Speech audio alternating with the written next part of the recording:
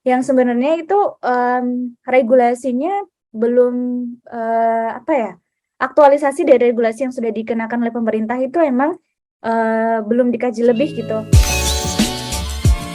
Hai sahabat TCID, kalian sedang mendengarkan podcast Suara Akademia.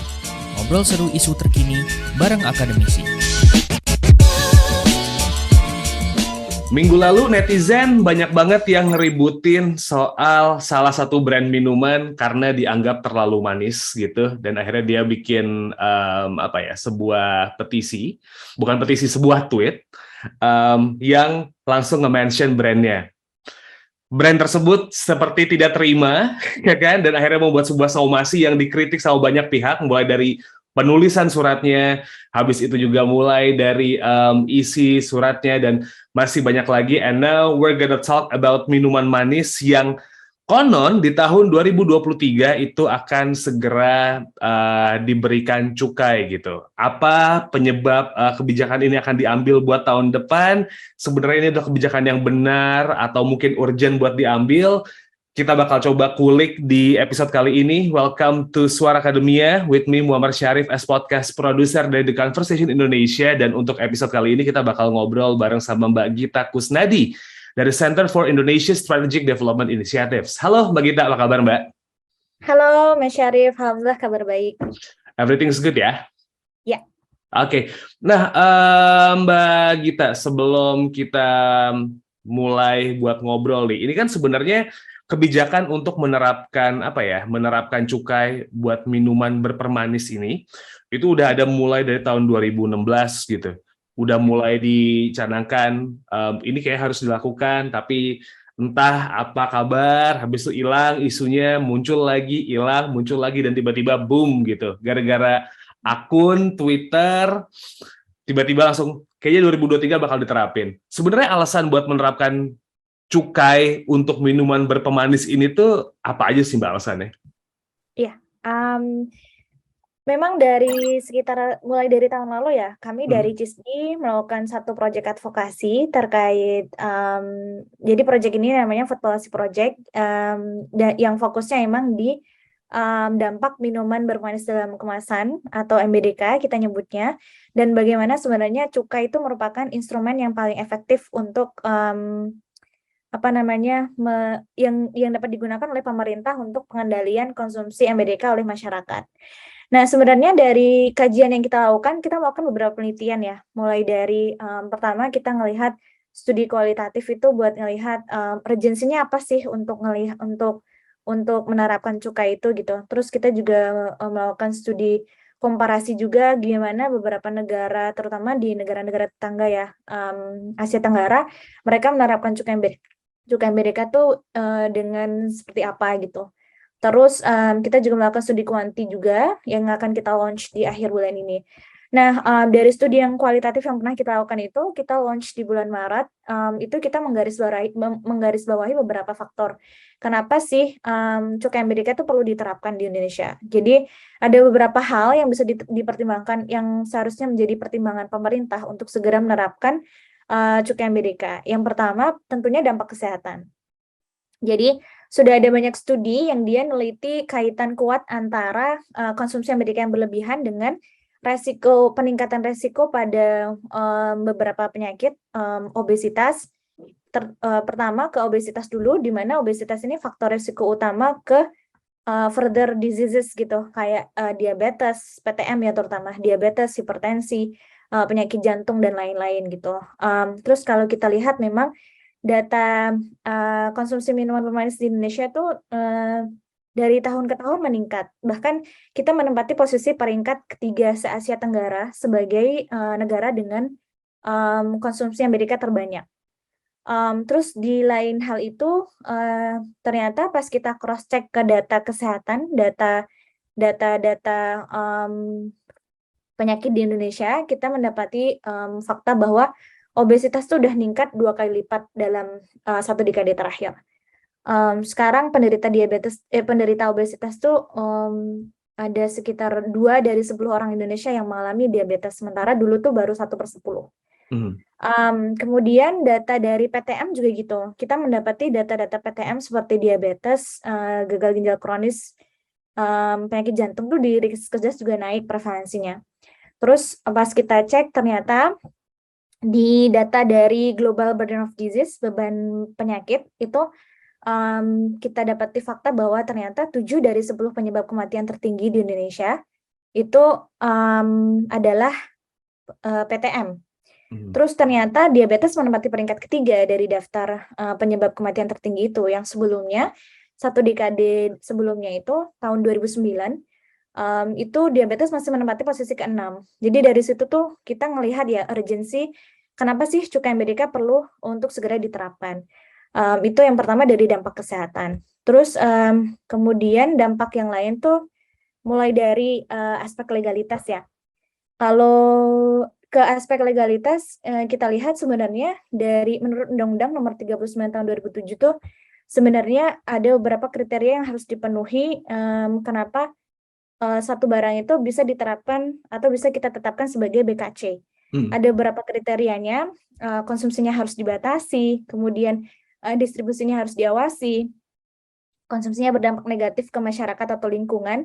Nah, beberapa kriteria itu sebenarnya sudah dipenuhi sama MBDK gitu. Jadi kita ngerasa, toh dia udah masuk ke kriteria MBDK karena dia harus dikendalikan konsumsinya, dia punya dampak negatif ke masyarakat gitu. Jadi sebenarnya dia sudah memenuhi aspek legalitas sebagai BKC gitu.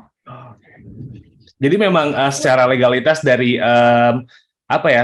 standar minimalnya sebuah barang kena cukai itu dari minuman berpermanis dalam kemasan ini emang udah waktunya buat dikenain gitu ya Mbak ya? Yes. Nah, ini lumayan menarik gitu. For the healthy, gini, buat alasan kesehatan gitu, tadi sempat di-mention sama Mbak Gita juga bahwa penyakit tidak menular, especially diabetes, ini tuh menjadi naik banget. Salah satu pemicunya adalah minuman berpermanis dalam kemasan ini nih, yang konsumsinya makin kesini makin naik. Nah, kalau misalnya emang ini diterapkan nih, Mbak Gita gitu, let's say minuman berpermanis dalam kemasan tuh semua dikasih cukai gitu ya, entah berapapun gitu nominalnya ntar. Ini adalah salah satu langkah untuk ngerem konsumsi supaya akhirnya pertumbuhan diabetes jadi lebih terkontrol kah gitu? Atau sebenarnya ada langkah yang lain gitu yang bisa dilakuin? Ya, sebenarnya kalau kita lihat dari upaya yang sudah dilakukan oleh pemerintah untuk pengendalian perilaku hidup tidak sehat, itu pemerintah sudah melakukan beberapa upaya ya, termasuk promosi GGL, itu garam gula lemak. Jadi beberapa tahun terakhir tuh dari Kemenkes memang sudah melakukan upaya promotif untuk campaign gitu ke masyarakat, melakukan edukasi ke masyarakat. Kalian seharusnya sehari itu konsumsi gula garam lemak tuh segini gitu. Nah, melihat dari situ tuh kita merasa sekarang pun belum ada perubahannya gitu. Dan kita ngerasa memang dari kajian yang kita lakukan untuk mendorong satu perubahan perilaku ke masyarakat itu nggak bisa dari upaya promotif aja, tapi harus dibarengi dengan kebijakan yang mendukung. Nah, salah satunya adalah cukai ini sebagai kebijakan fiskal. Karena by default memang tujuan pengertian cukai itu kan dikenakan untuk pengendalian ya, konteksnya.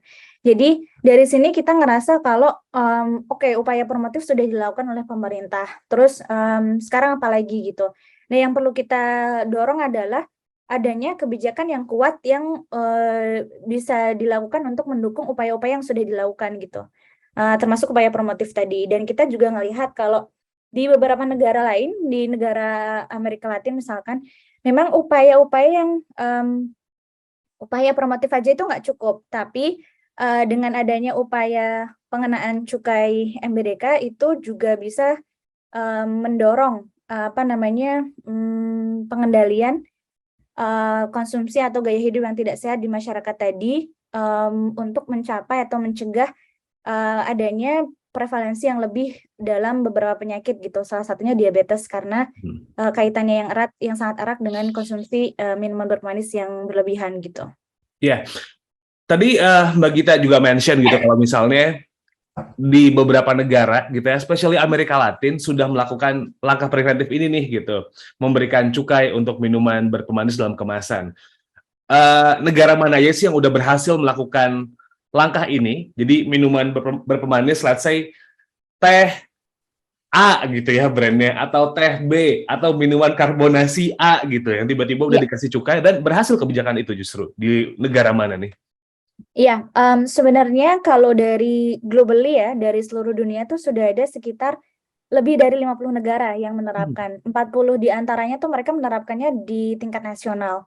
Jadi kan ada negara bagian ya, terutama Hmm. di United Nations atau di negara-negara lain yang mereka punya negara-negara bagian sendiri, mereka belum menerapkan secara nasional, tapi di beberapa negara bagiannya mereka sudah menerapkan cukai MBDK ini. Jadi itu sudah ada sekitar lebih dari 50 negara yang memang sudah menerapkan cukai MBDK ini sebagai satu instrumen yang menurut mereka kuat untuk mendorong perubahan perilaku masyarakat untuk mengurangi konsumsi mereka terhadap MBDK gitu, produk-produk MBDK. Nah, dari negara-negara di situ tuh ternyata kalau misalkan pemerintah kemarin sempat ada galau ya, kita bisa nggak sih sebenarnya cukai MBDK tuh emang cocok nggak sih buat Indonesia gitu? Toh kita masih negara-negara yang berkembang gitu, yang apa namanya mungkin pengenaan cukai itu belum tentu akan berpengaruh ke konsumsi masyarakat gitu. Nah, kita sudah melakukan satu studi systematic review di mana studi itu tuh untuk melihat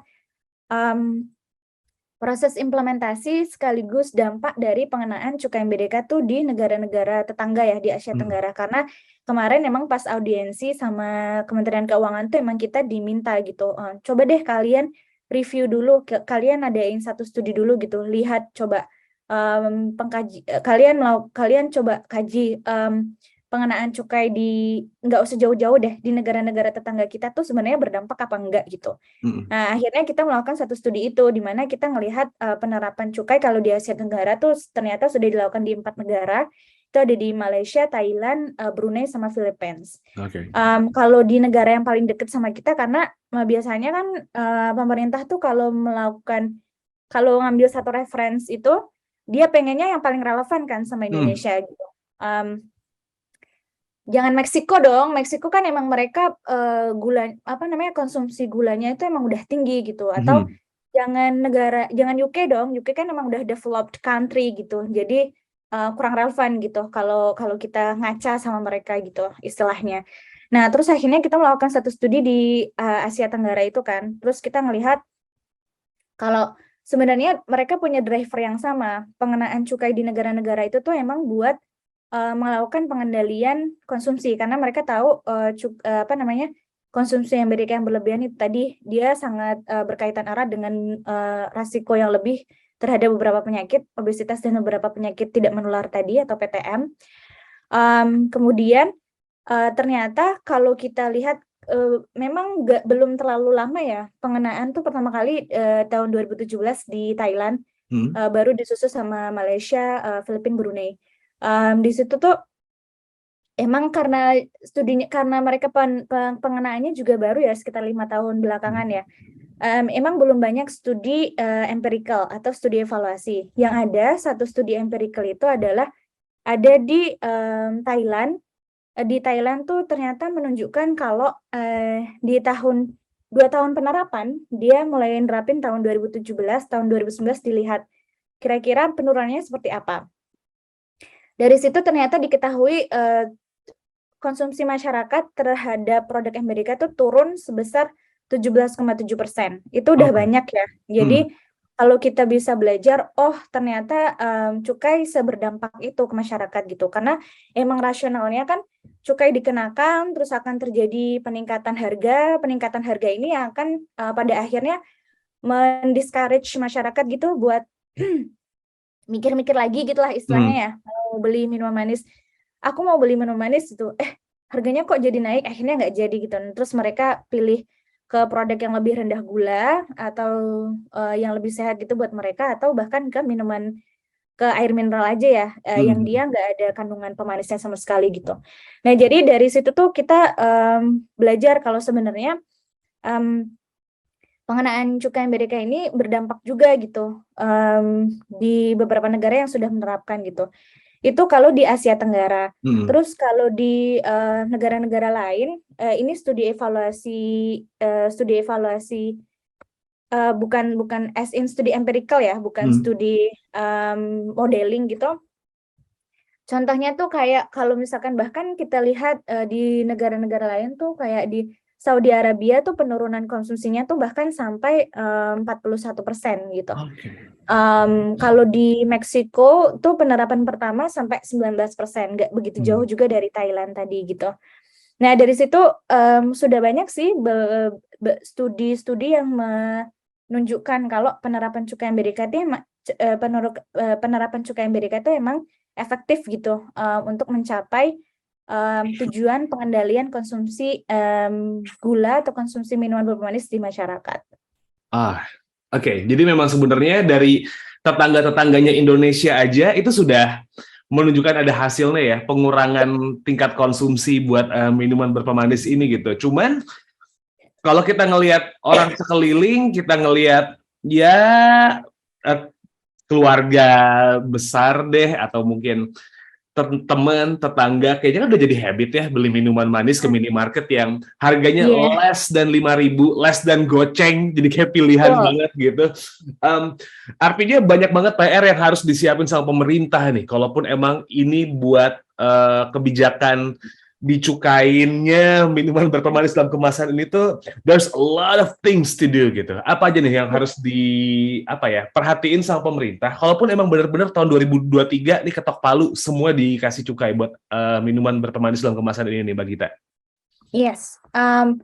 Jadi emang kita beberapa kali sudah ada ongoing discussion ya dengan Kementerian Keuangan terutama terkait teknis pengenaan cukai, terus Kementerian Kesehatan juga ya, karena mereka yang kementerian yang paling berkaitan dengan isunya kan sebenarnya buat pengendalian konsumsi untuk public health ya, untuk kesehatan masyarakat. Jadi kita gandeng tuh Kementerian Kesehatan, Kementerian Keuangan. Nah kalau untuk teknis pengenaannya sendiri yang perlu disiapkan tuh sebenarnya ada beberapa hal ya. Yang pertama tuh mulai dari teknis pengenaannya sendiri tuh dari desain cukainya.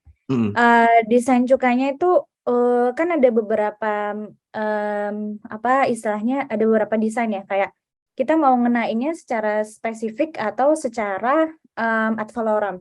Kalau ad valorem tuh kayak oke, kita naikin percentage-nya aja. Jadi setiap yang satu produk MBDK gitu kita kenakan cukai 10%, berarti kita lebihin harganya 10% dari harga aslinya dia gitu. Itu regardless kandungan gulanya berapa, regardless dia kemasannya seberapa, itu kita kenainnya sebesar berapa persen itu tadi. Atau spesifik. Kalau spesifik itu kita langsung bilang kalau misalkan spesifik berdasarkan kandungan gula ya. Kalau satu produk kandungan gulanya itu di bawah 5 gram per 240 ml gitu per kemasan misalkan, itu kita ini yang dipropos sama pemerintah ya, yang kemarin Kementerian Keuangan sempat nge-share proposalnya mereka dari Bu Sri Mulyani yang kemarin bilang 1.500 atau 2.000 gitu misalkan per kandungan gula tertentu. Nah itu yang spesifik. Nah itu perlu dipertimbangkan oleh pemerintah. Kemudian objek cukainya sendiri. Kalau objek cukai itu lebih ke ini mau dikenakan ke pangan olahan aja atau pangan siap saji. Ini yang jadi debate kemarin kan. Kalau ya kan yang ada minuman pemanis gitu yang sekarang lagi banyak.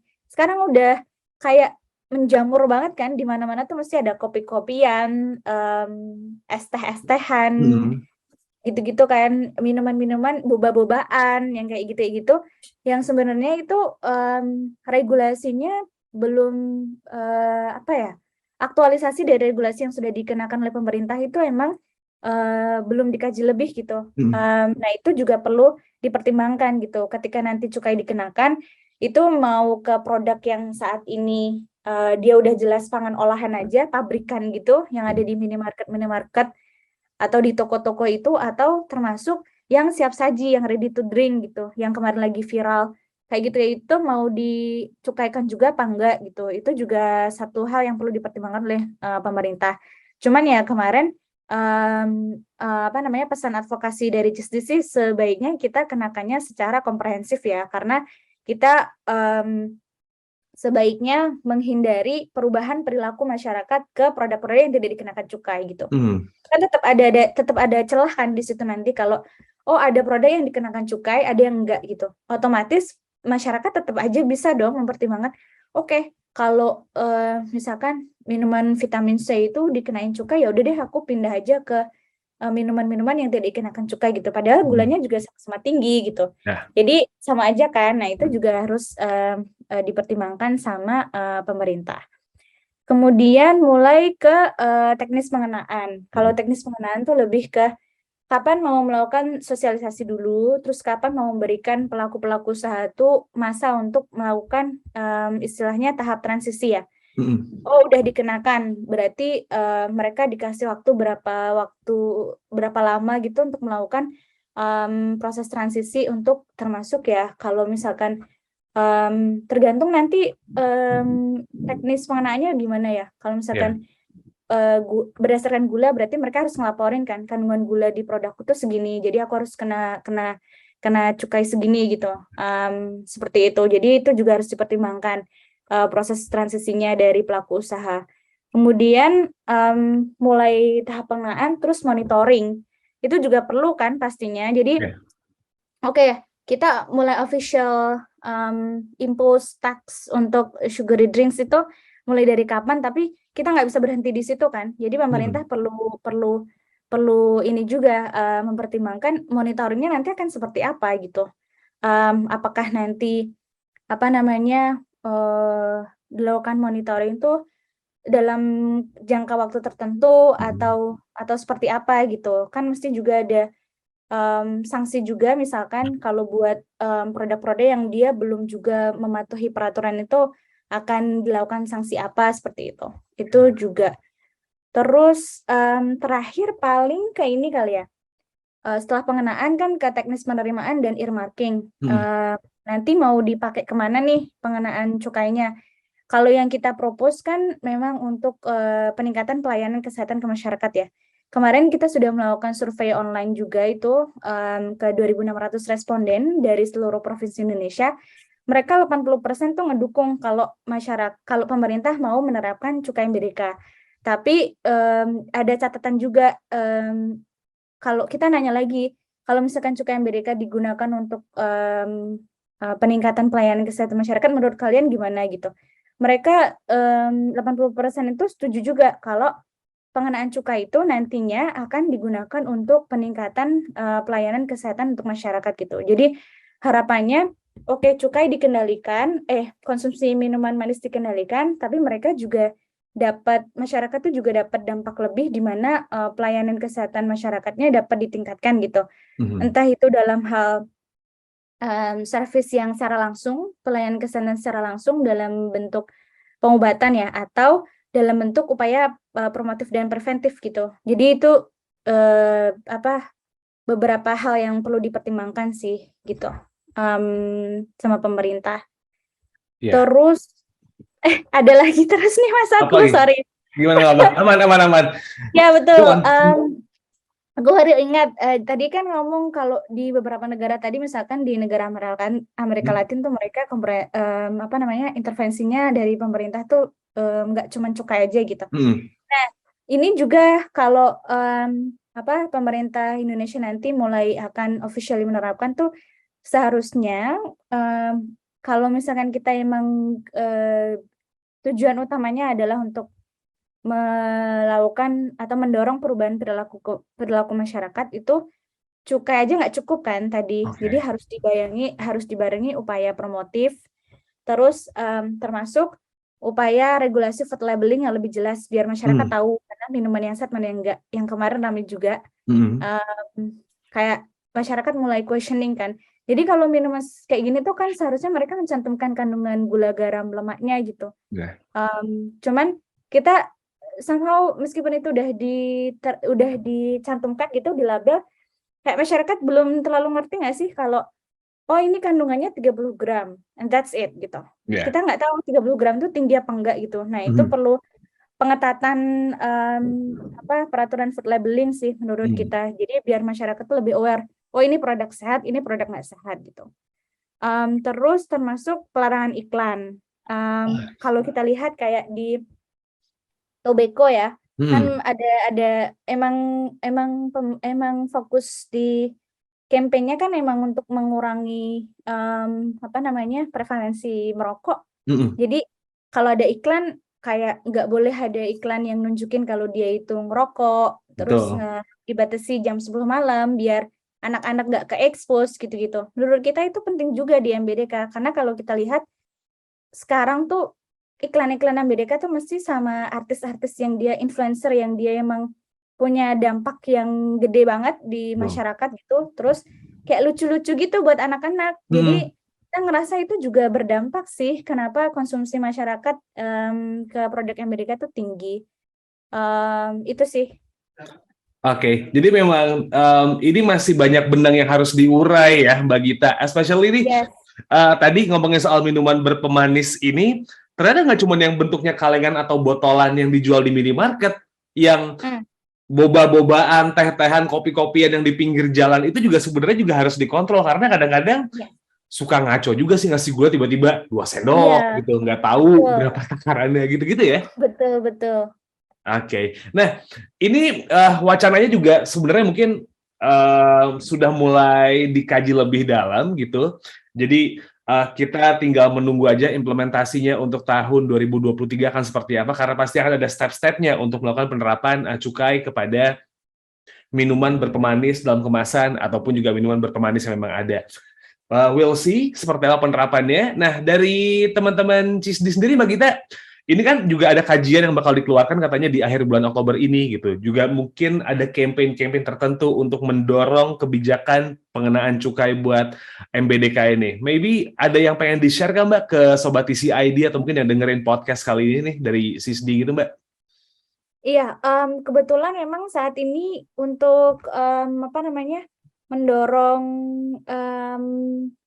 support gitu, kita berusaha ngeliatin ke pemerintah kalau sebenarnya kita semuanya masyarakat tuh ngedukung aja kok kalau pemerintah itu melakukan pengendalian konsumsi MBDK itu melalui pengenaan cukai.